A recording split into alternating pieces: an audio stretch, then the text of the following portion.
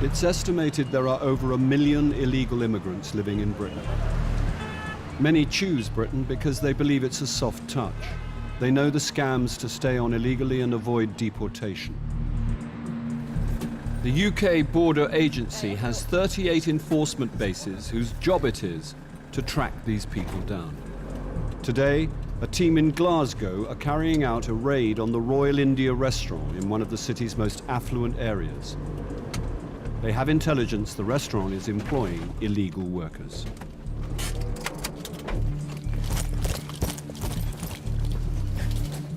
Hi there, from immigration, if you just see my colleague there. Hi there, guys. From immigration, you want to put everything down for us, please? Make your way out here. Make your way out. Go there. The team find 5 workers and the owner of the restaurant. An employer must make checks on his staff to ensure they are allowed to work in the UK. He can be fined up to £10,000 for each illegal worker found on his premises.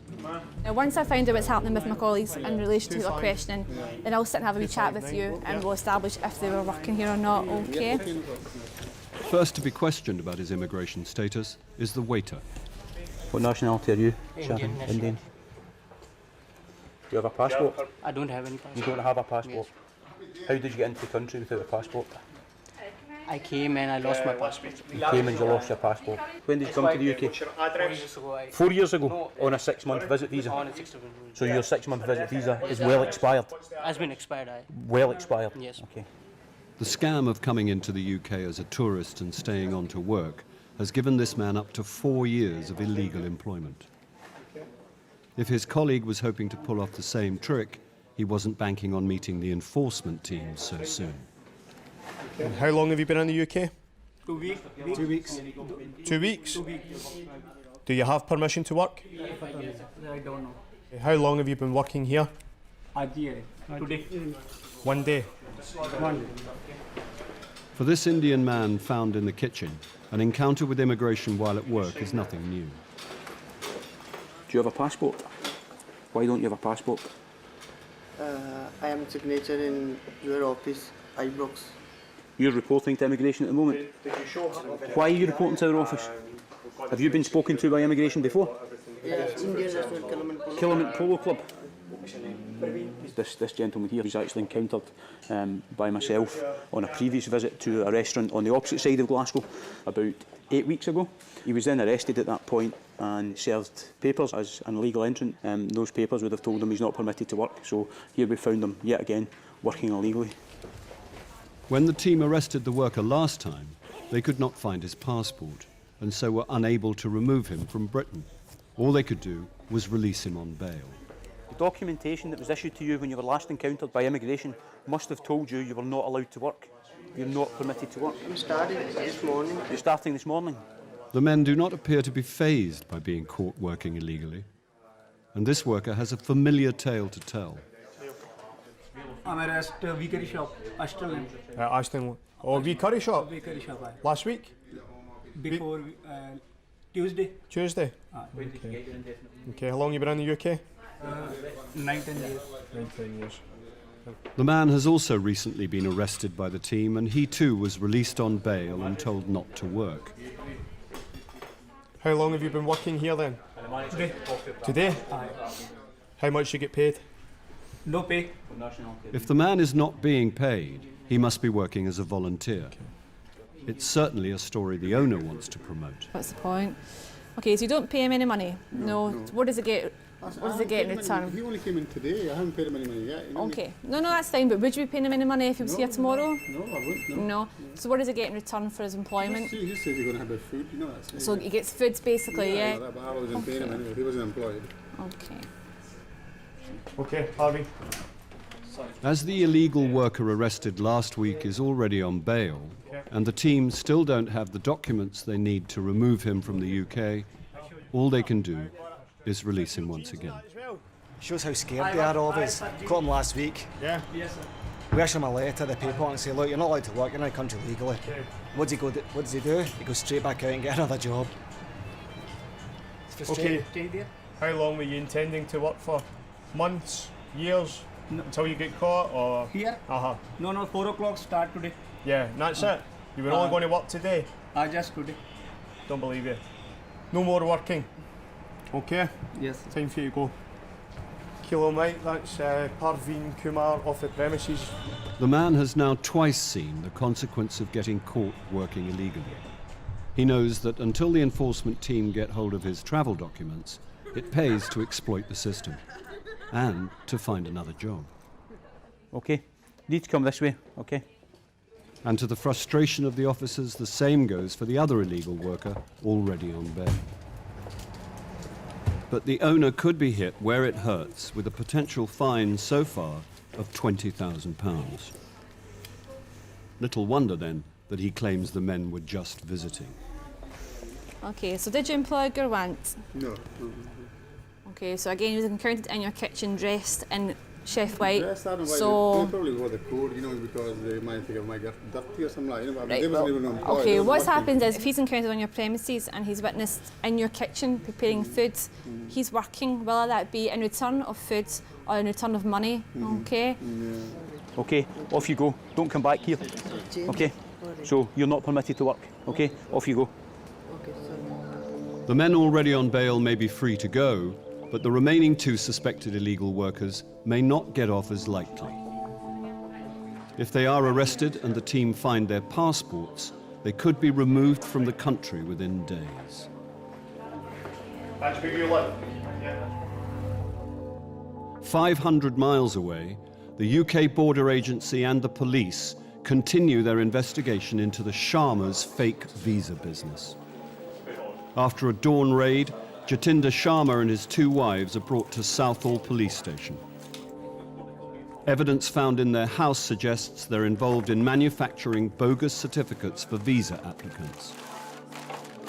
I think you're all aware that we were quite successful this morning. We've recovered approximately 50 to 100 stamps in all different sorts of identities and for all different sorts of companies, which tend to suggest the occupiers are involved in some sort of fraud or deception against the Home Office. And we've seized bank accounts which show that they're making money from their enterprises. I think some of the accounts have got 50,000, some have got £20,000 in them. Jatinder, can you turn to your left, please, so you're facing that wall there? The officers have plenty of questions to put to the suspects, but first they want to look for more evidence. The team believe that crucial documents will be held at Univisas, the business Sharma runs with his wives Raki and Neelam. We've just arrived at phase 2 of the operation. This is the business address of Univisas. This is where the 3 people who were arrested at the home address work. So we've got a search warrant to search this property. Again, looking for any items of documentation of interest, specifically immigration related. On the surface, Univisas is a legitimate legal firm giving advice to overseas applicants for UK visas. The team suspect it is a front for a racket producing fake documents to help thousands of people stay in the UK illegally. It isn't long before they discovered just the sort of papers they're looking for. I'm excited about that, mate. Oh, yes. It looks as though these are applications for visas for Chinese nationals to come here and study English. That's what it appears to be, anyway. It's not something that a genuine student should need, any kind of immigration advisor. So why does this need to involve Univisas? All very odd. The tissue of deceit continues. In another room, there's more damning evidence with potentially alarming implications. Another stamp for a company, obviously to legitimise fraudulent documents. As we found at the home address, you've got there's like fraudulent documentation for dentists and doctors, etc. If these people are successful, it does make you wonder: are these people working illegally in the medical industry? Are they looking after vulnerable people? The apparent scale of Univisas' activities is even greater than the investigation team had suspected. And now, after a 3-hour trawl, the officers find evidence that leave little to the imagination. Sharma has emailed a supplier of fake educational documents on behalf of a client who wants to stay in the UK. Fantastic, isn't it, Dave? Here we go. This is a little shopping list. We need a PG diploma for the following candidates. Oh, ASAP. He's not studied anywhere. He needs international graduate students, so we have to show some course. That's fantastic. That is the killer, isn't it? He's very fussy and wants some accredited UK quality. Oh, fantastic. He's clearly paid a bit more money for that. That's what we've been waiting for, isn't it? Brilliant. He's not studied anywhere. He's been in the UK for 3 years, but his leave is running out, so he needs to get onto the IGS, is the International Graduate Scheme, and this is a scheme supposedly to keep quality graduates in the UK. They can switch into employment, so we have to show some course. Might be a diploma in business administration from July 05 to October 6, and then the postgraduate diploma. So clearly that's a request for a certificate so that it matches in with a fictional study history, but in the first sentence there, hasn't studied anywhere, so it's a lie to facilitate the person's permission to stay in the country. Combine that with the stamps that they've got next door and the stamps from the home address, I think he'll be serving a long time in prison, quite honestly.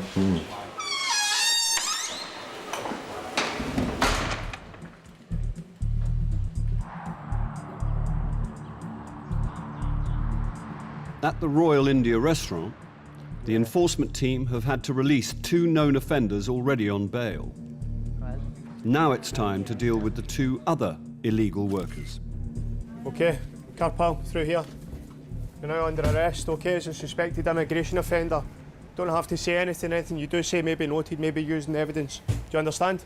You're under arrest, okay? This man is in the UK as a tourist and says he's been here 2 weeks. Yeah, he claimed he came here with a visit visa just for a holiday, but he's now working. All his friends, families, relatives have probably been doing it, telling him, come to Britain, you know, and you can earn some good money. So they'll know how the system works. They've been doing it for years. And the owner should know he can't employ a holiday maker from India, even if the man does just turn up at the door and offer to help. So he came up to the back door, just wandered up to the back door and said, I've got a tourist visa, and that was it. Well, he says, walked in and he says, can we help you out and all that, you know. I said, well, have you got other documents? You know, can you work and all that, you know. He said, I'll bring that tomorrow, like, you know. Okay. Pay him any money? No, I mean, like I say, it's only came in a couple hours ago, like, you know. Right, Sharon, come this way, okay? Okay, you've been arrested, okay, because you on suspicion of being an immigration offender. The owner also denies employing the waiter who has overstayed his tourist visa by more than 3 years. Okay, this way, sir. We're going this way, but you're going to do what we tell you to do, okay? Because what you must understand now is you're arrested. Okay, no worries, right? Sorry about that. The team have found 4 illegal immigrants at the restaurant. They do not believe the owner's excuses and serve him notice that he could be fined up to £40,000. 4 males have been named on this, okay? None of them have permission to work in the UK. I understand you say they're not getting paid money, but any kind of employment, whether it be paid or unpaid, is still classed as working, and it's still illegal if they've got no permission to do so, okay? Of all the employees found at the restaurant, only one is entitled to work. He has indefinite leave to remain in the UK. So many restaurants employ illegals, you know. The thing is, you've got your status now. Yeah, There's lots of people who have their status, but they can't find work. Really? And it's hard for them.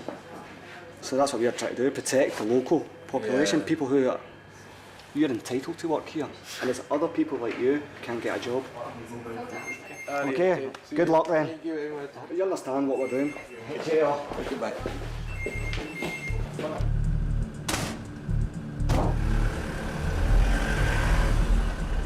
The team don't want to have to release on bail the 2 men they've arrested today, but in order to detain and remove them from the country, the officers must find their passports.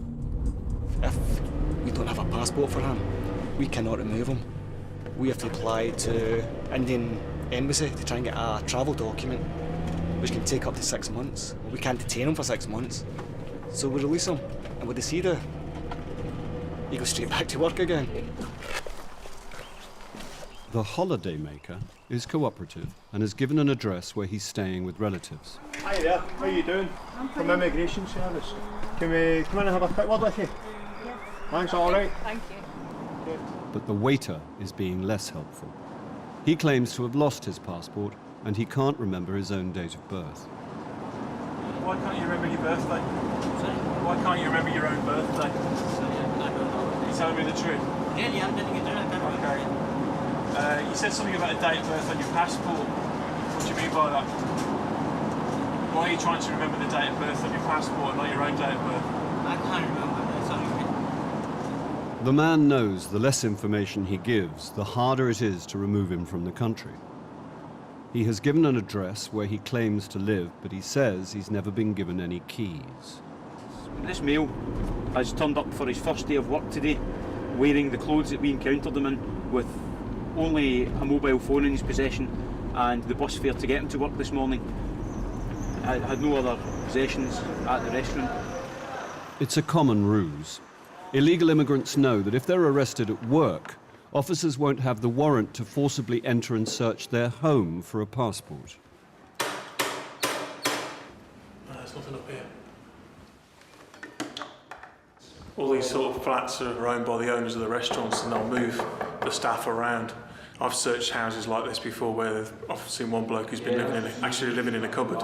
But the reason why it's so transient is because they move from restaurant to restaurant, usually depending on whether they've been raided by immigration. The team searching for travel documents for the holidaymaker have had more luck. We've got a passport for the subject, which makes a big difference to us. Chances are we'll be keeping a hold of him and removing him back to India. The passport reveals the man was twice refused a tourist visa to the UK. Having finally got one, he's been found working illegally after only 5 days in the country. The waiter's evasive tactics have paid off. All the team can do after questioning him is release him on bail until they have the papers needed to remove him from the country. And that's why so many want to come here, because they know in Britain, they know how the system works. And, you know, it's not a good advert to deter people who aren't British not to come here, you know. The holidaymaker is detained for 6 days before being removed back to India. For employing 4 illegal workers, the owner of the Royal India restaurant is fined £20,000. Coming up, the passenger at Heathrow with something to declare. I have to follow the rules. Yes, you have followed Okay. the rules, but the college has given a deceit to me. And a setback for the team going after the Sharmas' missing millions. 30k, yeah, remitted by Neelam to India while they were in custody. That's not good.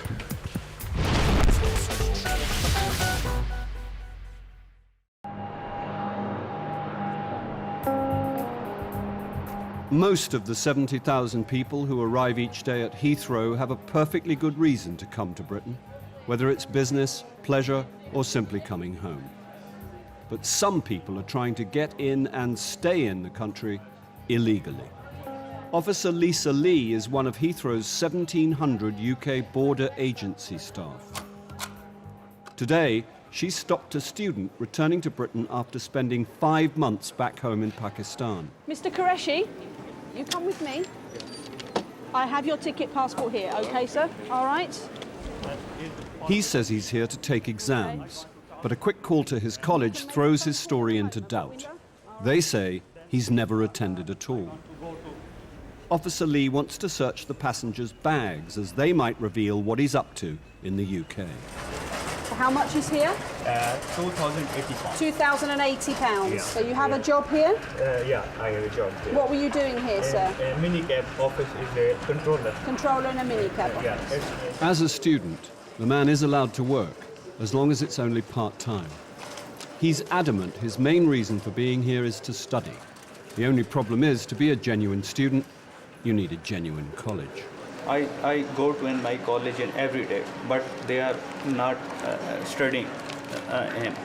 They are only cashing the price. Please give me a gesture. It's my future. Okay, so yeah. Well, we'll talk about that in a moment. Yeah? Yeah, we'll talk about that in a moment, your future, yeah? Yeah. I'm a very hard worker student. So I know you're anxious, I know you're nervous, but you need to wait for me, all right? Please give me a gesture. If you follow me. He's very nervous. He's almost pleading with me to let him in. Give me a gesture. Please give me a gesture. So as I said to you, I will talk to you in a moment, okay? He said a few things about his studies. I'm going every day, but they are not teaching or something. So I need to try and work out what he means. But he's clearly very worried. He actually asked me if I was going to deport him. And I said, well, I don't know what will happen yet. Just, bear with me and answer my questions. The passenger is desperate to be heard. He wants Officer Lee to investigate his college. Please give me justice. I am a real student. I am Sir, a hard worker. Sir, Yeah. justice is a big word, all right? So you have to bear in mind that I have to follow the rules. Yes, you have followed Okay. the rules, but the college has given a deceit to me. That's kind of interesting, isn't it? He's claiming that the college is bogus in that he was attending when he was meant to attend and they were not running classes. Now, they've said to us immediately, we rang them, he's never attended. The problem he's got is he stayed here for 6 months without doing any, appearing to do nothing, and is now saying he's coming back to find another college. So either he's not being completely honest or the college is fibbing. Officer Lee must find out who is telling the truth. It seems the college is sticking to its guns, backing up its claims in writing. What I have here is a fax from the college which says that he enrolled on a 12-month course for an advanced diploma in business admin, which should have commenced last March 2008. They claim to have written to him concerning his poor attendance, but they never received any response, and so they've removed him from their register, which essentially means he has no place to study. So now we need to get to the bottom of his allegations as well. Mr. Qureshi? And to make sure his allegations are understood, the passenger has asked for an interpreter. How long did you attend the college for? On and off jata raha us college. For 6 months I went on and off. Mm-hmm. And they didn't teach anything there. Fees le li thi. And they took my tuition fees off me. How much did you pay them? £1,600. £1,600. Okay, we spoke to your college and they gave us this. उन्होंने ये fax भेजा था, ठीक है? मैं पढ़ के बताऊं? हाँ, तो मैं इनके कॉलेज जाता या पढ़ाई नहीं होती. He said, I'm saying to you, you investigate this college. और मैंने इनका कोई लेटर रिसीव नहीं किया. There are absolutely no classes that go on, and I haven't received any letter from them. Okay, the difficulty I have is that you were here for 6 months and you did nothing about this college. ख़त्म ही ना करा दे. They had my money. और ये मुझसे ज़्यादा पैसे और मांग रहे थे. And they were asking me for more money. I didn't have any further access to any funds, and I was afraid that they were going to report me to the Home Office and remove me. When you arrived today, you told me that you were coming back to continue your studies and that you would take exams in March. Why would you say that if you're not going to attend that college? Study करूँगा ये मुझे ना रोके. Eventually, I would have enrolled at a different college, but in the meantime, I didn't want to be stopped by immigration. So you lied? हाँ जी मैं. Yes, I did. So you sought to secure your entry to the UK by employing deception? करता और मैं क्या If I had no money, I had no other way. सारी life मेहनत पे गुजरी है. I've always worked hard. मेरे फादर किडनी के ट्रांसप्लांट पेशेंट हैं. My father's a kidney transplant patient. और my mother is old. And my mother is old. मैं उनका अकेला बेटा हूँ. I'm their only son. मेरे बाप को हार्ट अटैक हो जाएगा. He goes, in any sense, I'm not going to go back because my father will have an heart attack. क्योंकि मुझे वो बर्बाद मत करें, मेहरबानी करें. He's saying, don't ruin me, help me. If the passenger is to avoid being sent back home, he needs Officer Lee to believe his allegations Follow me. and to accept that he's here to find a new college. Jatinder Sharma and his wives, Neelam and Raki, have been in custody for the last 6 months awaiting trial. They are accused of submitting fraudulent visa applications on behalf of foreign nationals hoping to work in Britain. DC Cornwell and his team have sifted through 90,000 seized documents and have unearthed the biggest immigration scam ever seen in this country. Sharma and his wives forged papers to secure visas for more than 1,000 people through their company, Univisas. Univisas have generated income tax return forms, they've generated education forms, and they've also generated pay slips and employment records. And there's proof the rubber stamps found at the Univisa's office have been used to endorse the bogus documents. So that's the stamp, Office of the Joint Income Tax Officer, which is this stamp here. Now, our scientists have studied that impression and the stamp, and they've concluded that there is no doubt the stamp has made that impression. Univisa's charged would-be foreign workers up to £4,000 a time for fake documents to back up their applications. The police believe the company may have raked in more than £3 million, most of it still unaccounted for. It's down to DC Andy Cornwell and DC Simon Prothero-Jones to track down the missing money. Today they are at court where Sharma, Raki and Neelam are due for a plea hearing. All three have already pleaded not guilty, but they have good reason to change their minds. The judge has made it clear that today is the last day that a discounted sentence is on offer, and without a doubt for all the defendants, any discount which they get from an early plea is going to be substantial. We are talking years off their sentence. As a result of that, things are getting fairly heated in there between the defence teams and the prosecutor. It is very fraught, but there's a lot at stake. Raki and Neelam stick with their pleas of not guilty, but Jatinder Sharma tries to strike a deal with the prosecution. He's willing to plead guilty on one condition. He was prepared to plead guilty, provided we excluded his house in Southall from any sort of cash confiscation. That kind of set us thinking, really. Why is he so concerned about his house? It led us to sort of muse that perhaps there's a load of cash stored somewhere in that house, which is why he doesn't want the house the subject of any confiscation. And the hooligan, the enforcer. The only way to find out is to go back to Sharma's house to take a closer look. And it would appear that their business over the 18 months it was running has turned over probably £3 million. Now, if you look at that and we say maybe £1 million of that has gone in expenditure over the 18 months, we've frozen assets in their bank accounts of 400,000, so that leaves us short 1.6 million. We've got a warrant to search the address, okay? The reason we're back at the home address today pretty much is that we're looking for anything which could have been missed. It could be as simple as a big pile of money underneath the floorboards. It could be bank documents relating to an account which we didn't know, accounts, shares, stocks in somebody else's name, anything which is going to lead us to the outstanding funds. I still think there's a lot more money in this house somewhere, so we're going to go back in, lift floorboards if we have to, go up into the loft, lift the insulation, just absolutely every nook and cranny.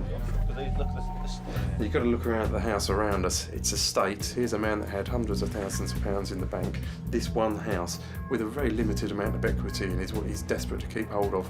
Why is he so desperate to keep hold of a house which is literally filthy and falling down? You know, I mean, ripping out floorboards and insulation doesn't reveal the cash the team are looking for.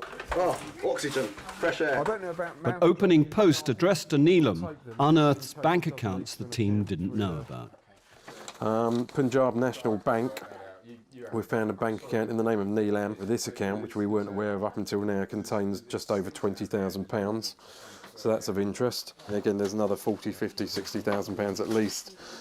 So she alone has the best part of £250,000 in her bank accounts. The arrest of Neelam does not appear to have stopped large sums of money being moved between her accounts. 30k yeah, remitted by Neelam to India. So that explains where another 30,000, well, 30,000 on this one statement. transferred into another of her bank accounts, or? Yeah, interesting though. The last one was on the 17th of the 12th, 08. 17th of the 12th? Yeah. While they're in custody. While they were in custody. That's not good. Even though Neelam has been in prison awaiting trial, some of the illegally gained money in her accounts has been squirreled away in Indian banks. But there is still over £1 million missing. This search here has been worth its weight in gold, literally to us. We immediately traced tens and tens of thousands of pounds. I suspect once I take all this paperwork away with me, sit down at a desk and go through it in a lot more detail, it may well help me trace hundreds of thousands of pounds, and that's getting towards the sort of figures that we're looking for.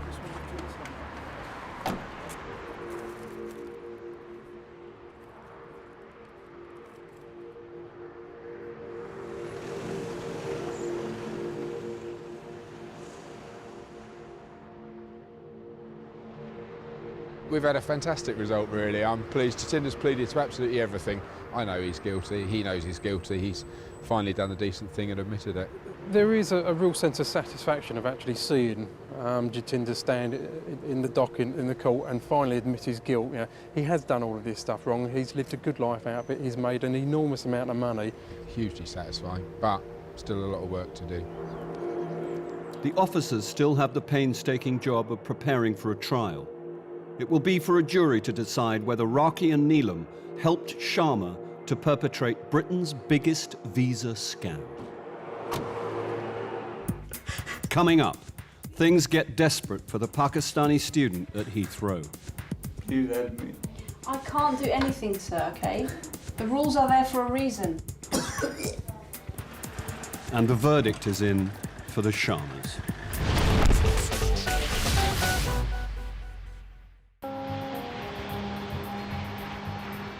At Heathrow, the Pakistani student is waiting to hear if he can come into Britain. At first, he said he was here to take exams. Now he's accused his college of being bogus and claims his intention is to find a new college. Officer Lee refers the case to Chief Immigration Officer Sarah Dyson. He can't explain why in the 6 months that he was here before going to Pakistan, he has made no serious attempt to re-enroll or to find another college. Well, I mean, I think just by doing that impacts on his credibility, doesn't it? And whilst he says, no, this college are just taking money off me, they've never provided me with any lessons, I don't think that's a good enough argument. No. And that shows that he's not a genuine student who's committed to studying in the UK. And also he lied. As soon as he got to the desk out there, he gave a complete rubbish story, Just didn't to secure he? his entry. To secure his entry. So you have to question his intentions, don't you? Yeah. Okay, sir, I need to have a chat with you, okay? Come with me.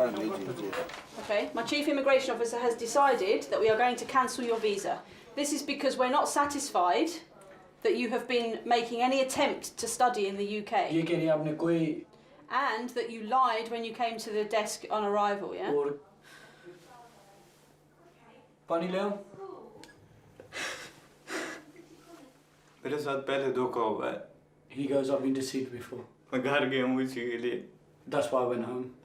उधर से पैसे ले हूँ फिर घर चला गया He goes, if there's any studying going at that college. I am going to write a report. From the information you've given me, I will make sure that is passed on to our college, the people that look at colleges, okay? So they will be looked into, I can promise you that. Yeah? Please help me. I can't do anything, sir, okay? The rules are there for a reason. I can't just permit you to come into the UK as a student because you're not a student. You never have been. You must understand the reason why we have to enforce the rules. It's hard to say whether he's been a victim or not, from the fact that he maintained throughout the interview that he'd paid money in good faith and had not received what he'd paid for, that he may well have been a victim. The minute we then contact the college concerned, it could be that they didn't want us investigating them, so they've denied all knowledge of him. Who's to say who's telling the truth and who isn't? It's just the bare facts are that he didn't study when he was given a visa to study. That's why it's been cancelled. The passenger was detained overnight and put on a flight back to Pakistan the next day. Officer Lee handed the information about the suspected bogus college over to colleagues in the investigation team.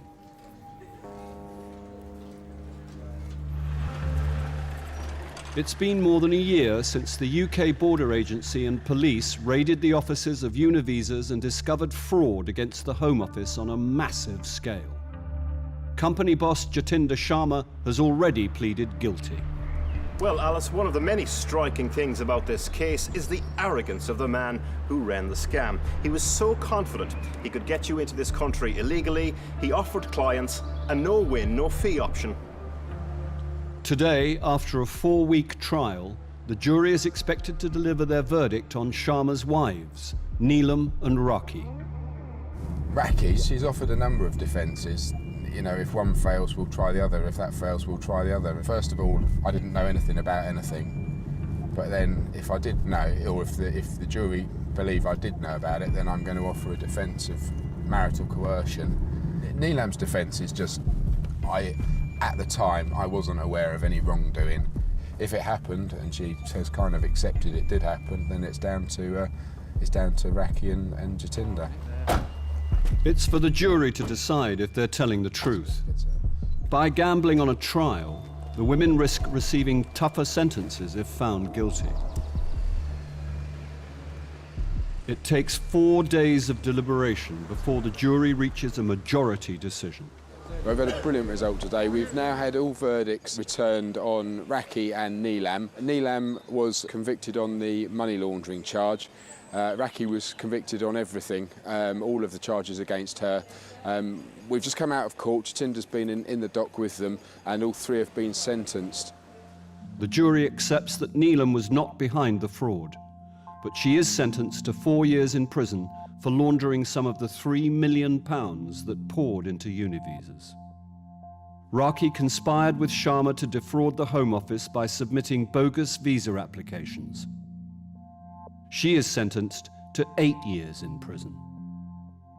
Jatinder Sharma is given credit for his early plea and is sentenced to 7 years.